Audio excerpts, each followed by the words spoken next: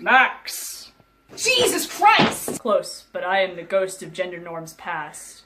Yeah, I know. Why are you here? We had a deal, Max. Why are you here? The arrangement was straight girls on the internet would think I'm hot as long as I overanalyze gender in every piece of media I've consumed. And I've done a fantastic job. What about Brave New World? There is no gender in that society. Physical sex can be determined at fertilization, and most traditional gender norms, like chastity in women, aren't even present. Details such as, the lack of female leaders are just indicative of the time at which it was written. What about physical characteristics? No, don't say it. You have no comment on Bernard Marx's physical femininity? Please don't do this! Your time has come, Max.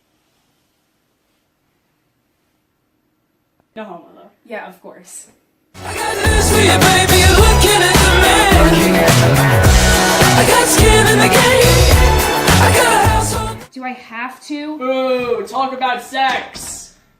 Brave New World is one of those books that people compare to real life all the time to scare people when they think society's headed in a particularly dystopian direction.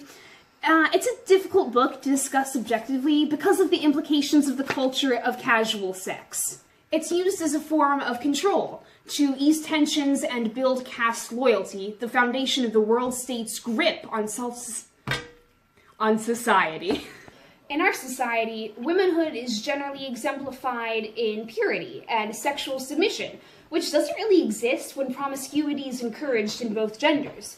And because of this, gender is socially no big deal. But physically, it plays a huge role in the narrative of Bernard, a man alienated for being too little bone and brawn. Bernard's desire to fit in with a class of people who find him lacking in stature, literally, reflects the transgender experience in a way that cis scholars completely ignore. In the Brave New World society, deviation from traditional gender norms are punished in a manner rooted in the modern values that alienate transgender people. One obvious example is Title IX. Title IX prohibits sex-based discrimination in schools and other programs that receive federal funding. And according to Obama-era reforms, this included gender identity. However, recent changes to the bill restrict the protections to biological sex only, rescinding any support afforded to trans people in the one area we were ever protected in. Bias against even looking a little queer extends from legal scenarios like that to minor social situations, such as clothing. A cis man wearing a dress is a bold and subversive fashion choice, and he's brave for just discarding such outdated gender norms. But a trans man wearing a dress was apparently just a woman the whole time. You don't look trans!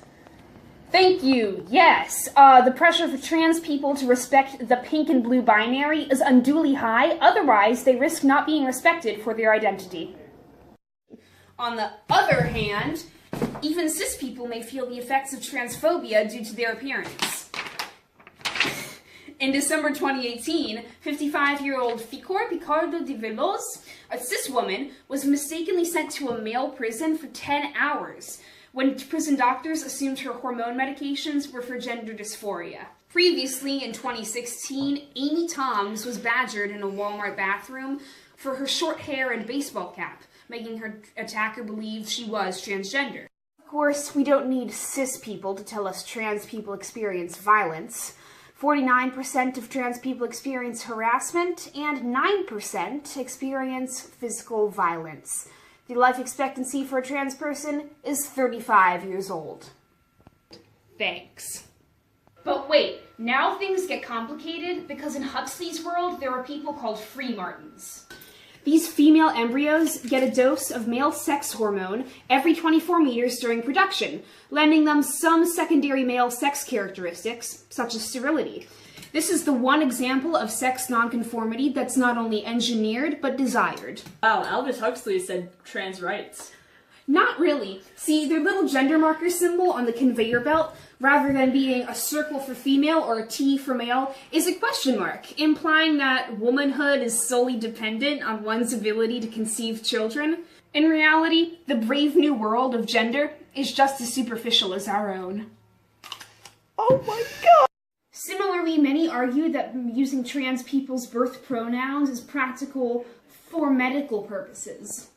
However, using trans people's birth sex for medical bureaucracy is not only downright rude, but undermines the health of post-operation trans folk. They risk losing insurance coverage for hormone therapy and other post-sex change treatments. Impressed, Max. You've put some thought into this. So what's the solution? The long and short of it is, in a true utopian society, gender isn't a legal identifying marker of any sort. Acting like sex is the ultimate indicator of an individual's behavior only adds to the culture of rigid expectations for men and women that plagues both cis and trans communities. The obvious first step is to remove gender specifications from legislation where it doesn't belong. Just like the U.S. Supreme Court examines any case based in race with extreme scrutiny, the same needs to be done to any statute relating to gender or sex. What's the difference? Sex is the parts, gender's the heart. Great, just testing you. You're free to go. I am the ghost of gender roles present. Get out of my house. Fine, you're clearly beyond my help anyways. How can you be the ghost of something that's not even dead yet? I hate ghosts. Hey Max, it's me, the ghost of Aldous Huxley. Get out! I'm the man. Who's the man?